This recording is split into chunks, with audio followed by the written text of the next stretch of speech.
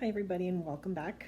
Today we're going to try a crafting project that will see you cleaning out some of those old junk drawers you've got around, maybe digging out some broken pieces of jewelry and things that really you didn't think would serve a purpose again. But we're going to try and find a project that's going to breathe new life into them. So at the Senior Center before, we have done workshops on a technique called faux stained glass. And so today we're kind of going to combine that with getting rid of some of our old stuff and repurposing it. So what I want to talk to you about first is the supplies you're going to need for the stained glass aspect of things.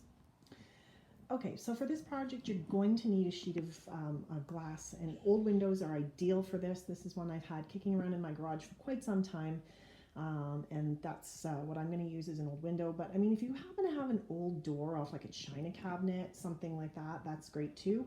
The important thing is whatever surface you're using, give it a good clean with some Windex on both sides so that there's no nothing that's going to prevent your design from sticking, okay? You don't want your dried design sort of falling off as time goes by. Now, as for the other materials you're going to need, as you can see, I've got a whole bunch of glue here. So, as you know, stained glass always has that black outline, the leading, basically, and we are going to do that with glue and acrylic paint. So for sure you're going to need one bottle of this is white school glue, okay? And you're going to want to dump about 1/4, I guess, of this container out into a separate container, and you're going to want to replace it with plain black acrylic paint. Just the stuff you get at the dollar store is fine. And then you're going to simply put the lid on and you're going to shake it up, mix it, okay? Take the lid off, have a look at it after you've been shaking it for a while. If it looks kind of gray, you'll want to add some more paint and shake it up. Give it a few minutes, give it 20 minutes or so to rest, and then go back and look at it. If it looks dark, then you're good to go, because it will darken slightly in the air, but you don't want to start off with it gray. You don't want to end up with gray leading, because that's not really how stained glass looks. You're also going to need at least a few bottles of clear school glue, so just the Elmer's clear school glue, and some handy dandy food coloring. So if you have paste food coloring at home, you can use that. It actually gives you a more intense color, but most people are going to have access to this kind of stuff from the grocery store or the dollar store, or just kicking around in their cabinets. Go for it, you can use that as well. So just basically, now I find with this, when you're making your colors, it actually works much easier if you dump it into a separate container, mix your color, and then pour it back into your glue bottle.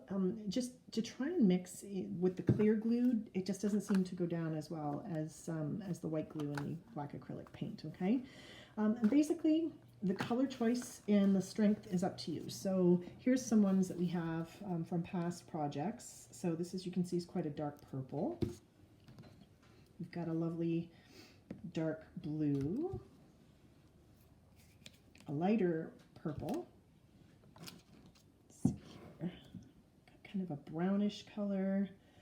There's a red over there. You can see a yellow. So really, the color choice is up to you. Just add food coloring to your glue, give it a shake, and if it doesn't look dark enough, add more, and repeat until you get a color that you think is going to be suited to your project. Now, when we have done faux stained glass at the Senior Center before, we have used a set design, but because we're doing art glass today, we're just going to wing it. We're just going to use random intersecting lines and patterns, which we will color in and add our items of interest to before the glue dries. Okay, so I will show you what I mean in just a minute, but before we do that, I'm going to show you some of the other supplies that you need to have to work on a project like this. So the second aspect of this project is that once we are starting to color in our design on our glass, we're going to add some three-dimensional objects to the glass. And this is where I would encourage you to dig out those old shoe boxes full of broken necklaces or earrings or brooches or things that you have laying around. Anything, beads will work. Ideally, you're looking for things that have you know, can pass some light through them really, so that it's pretty and when it's hanging in your window. But even some things that are more solid, like pearls, if you have an old, you know, some pearl beads kicking around, that would be great. Let me show you some of the things that I've dug out of my craft room. Behold the madness about to unfold. So I'm a crafter, and I'm a saver. So I have these boxes downstairs that are full of old jewelry bits that have broken, things that, you know, maybe I have a pair of earrings that's lost a stone. I used to do some very basic jewelry making, so I dug out any beads and stuff that I had kicking around from that. All this kind of stuff. These are all great things that you can use in this project to add a little bit of 3D interest to your piece. If you have a pair of pliers like these, that's a great thing to have, especially if you have to like remove, you know, the backing off of an earring or the backing off of a brooch so that it will sit flat on your piece. But here's some of the stuff that I've been digging out and kind of playing with. Some of it more in my color scheme than others, but you can see I've started using some broken pieces to make, you know, little kind of flowery looking things. I found a top of a brooch and decided to make the bottom look like a dragonfly. So this is sort of how we're shaping up, but let's not get the cart ahead of the horse. Let's get our design onto our glass first. Okay, so I promised you this was not going to require great artistic skill, and I am going to stick with that statement because all we're going to do is a pattern that suits you. So I do like to sort of, start in the corners and put a thin layer of my leading.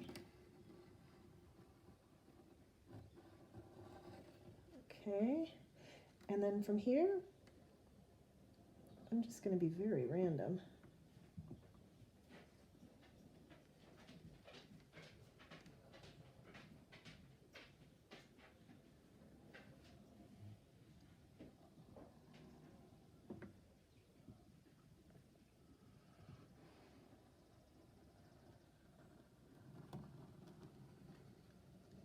Go.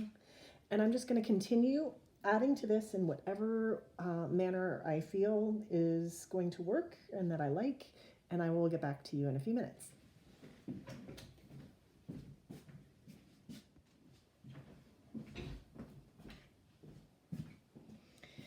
Okay, so I'm just continuing along here, no rhyme or reason, and as you can see, I'm using slow, steady pressure when I'm applying my glue.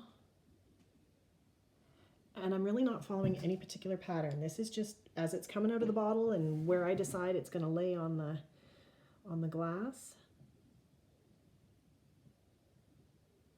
Your glue is going to expand a little bit depending on how much black paint you put in your mixture. Don't worry about it. Just let it go. This is art glass, so it's not meant to be perfect,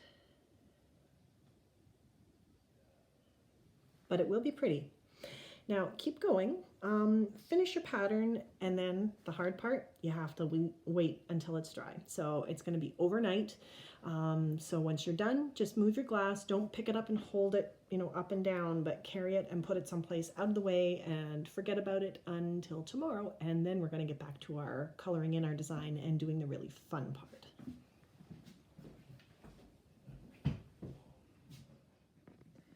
Okay, so this is my entire pane of glass covered with my design. No rhyme or reason, no real shape or purpose, just an artistic design that kind of came to me as I was putting the glue on. So like I said, now we're going to set it aside, we're going to give it overnight to dry, and then tomorrow we will get back to the next part of this video, which will deal with coloring in and adding your 3D items to make this an art piece.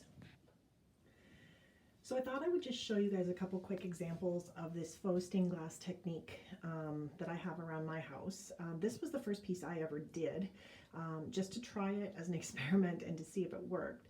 Now, this sort of touches on what we're going to be doing with our piece, because if you get closer and take a look, like let's look at these leaves down the bottom here. Those are actually glass seed beads that I put on the piece while it was wet. Similarly, up top here, those bubbles are actually glass marbles, and same with that white kind of textured area up at the top, that's seed beads as well. Just little things that have a translucent or transparent quality that give it a little bit of extra interest. I'll show you one more piece I have too. So this is another example of the faux stained glass, and this one is done on an old cupboard door that I had kicking around.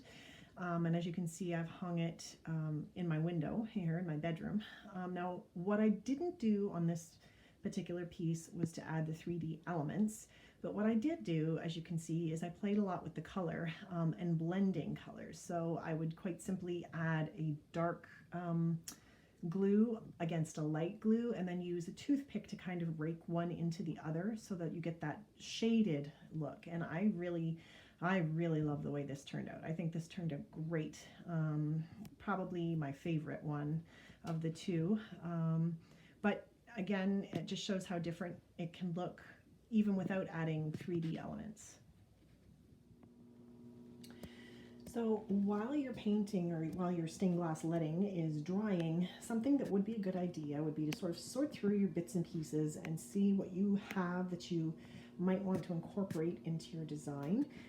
What I would suggest is that if you think about this art piece as kind of like a crazy quilt, like they used to make in the 1800s, where they'd use all bits and pieces of different colored fabrics with no rhyme or reason or real pattern.